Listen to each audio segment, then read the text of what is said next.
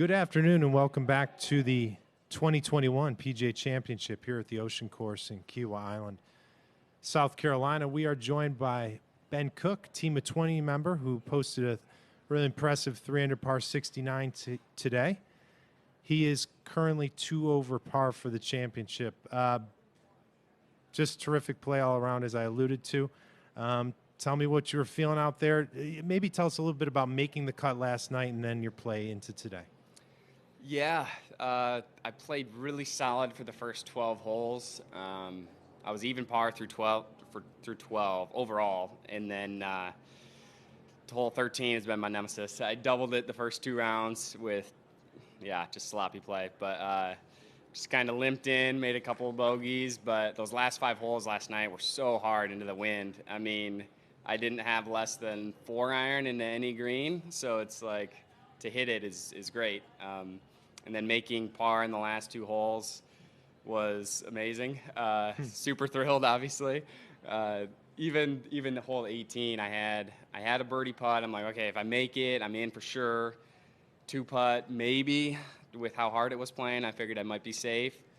Rolled it like 8 feet by, and then I'm standing there like, all right, here we go. And I knocked that one in to be here, which is great. But, just happy to be here. What a terrific throw. Let's go down to Jeff on 4. Where were you last time when you finally saw what the cut ended up at? I was hanging out here most of the day, just on the back patio, having some lunch, hanging out with my wife, looking at the leaderboard. You were looking forward to the weekend. I was just curious to say, was 17 the highlight, or was there another?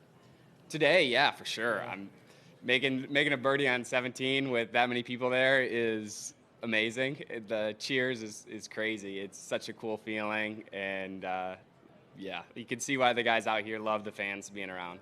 And what'd you hit?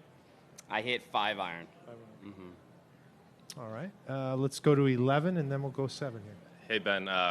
We just talked with Webb Simpson, and he mentioned that playing with you today, him and his caddy were talking behind the scenes and thought this guy should win a tournament every time he goes out there. High enough praise that he's like, we think he's the type of player that could be on the tour.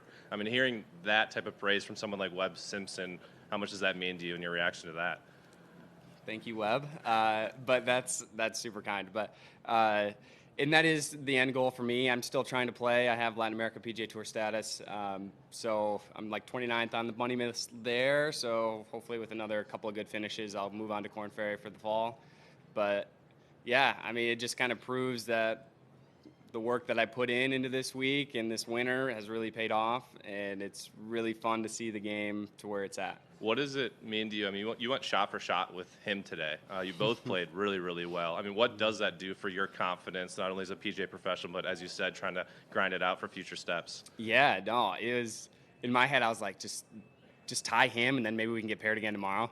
But it was cool because he rolls it so good. Every putt he hits, it looks like it's going to go in. And so I'm just trying to take that into account. I mean, he played so smart, even in his par on 10. Like, he didn't try to muscle it up there and get close to green. He laid up to my 100-yard shot and wedged it in there to 4 feet and easy 4. And it's just learning that type of stuff is nice. Just kind of see the course management of how he plays and how he talks to his caddy and how he thinks about shots is really cool. Last question. When you arrived here, there was some screaming in the background. They were actually screaming for you. It's all your family and friends. What's it like having them here and watching your journey this weekend? It's been a blast, really. I'm so thankful and blessed to have that many people like supporting me, for sure. We probably have 20-plus people that are from my hometown here or close friends and family. And it's just fun to have that. Let's go to 7. Yeah, so I guess just to expand on that, who are these people? Because you had a decent vocal following. So some of them, we have like a big camping group that we used to go camping every summer, and a lot of them are my family or my parents' friends from their high school, so they've been close forever.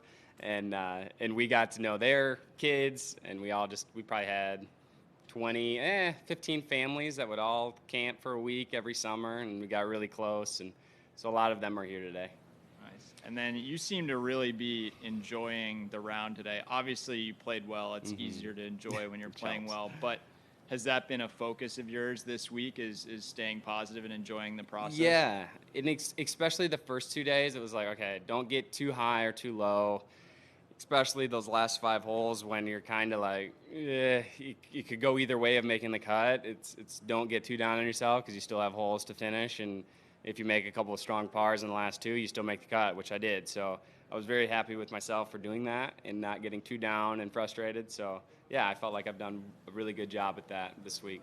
But today was just like joyous, it seems. Yes, because there's no surviving for your life to make the cut anymore. There's no pressure. So I felt like my swing was way more freed up in that aspect. I could go at some pins that I might not have in the first 2 days and just to try to make some extra birdies and climb the leaderboard.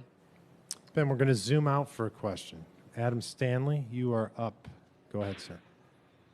Awesome, thanks. Nice round today, Ben. Just wondering if we could follow up on your conversation with Webb today. Did you kind of go in thinking, oh, I'm going to try to pick his brain a bit, or did you just kind of take the temperature check of the day and the conversation flowed naturally?